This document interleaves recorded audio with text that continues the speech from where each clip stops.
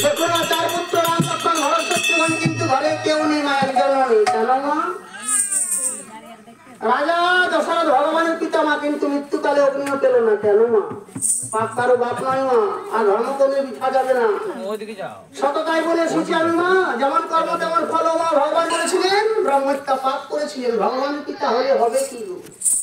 ওই যে শ্রাবণ কুমারকে বধ করেছিলেন না, আমার পুত্র সিংহদেব, শ্রাবণ কুমারকে বধ করেছিলেন রাজা দশরথ। ওই ব্রহ্মহত্যা পাপ করার জন্য মহাপাপ করেছিলেন, তার জন্য মৃত্যুকালে দেখুন অগ্নিও পেল না রাজা দশরথ। চার পুত্র ভরত শত্রুঘ্ন রাম লক্ষ্মণ, কিন্তু ঘরে কেউ নেই। ভরত শত্রুঘ্ন ছিলেন মামা বাড়িতে, রাম লক্ষ্মণ সীতা ছিলেন কাননে। ভরত শত্রুঘ্নকে যেই না নিয়ে এলেন সুমন্ত্র দিয়ে, সুমন্ত্র দিয়ে ভরত শত্রুঘ্নকে যেই না নিয়ে এলেন না অযোধ্যাতে, না অযোধ্যাতে এসে দেখছেন পিতা আমাদের মারা গেছে, রাম লক্ষ্মণ সীতা কাননে যাত্রা করেছে।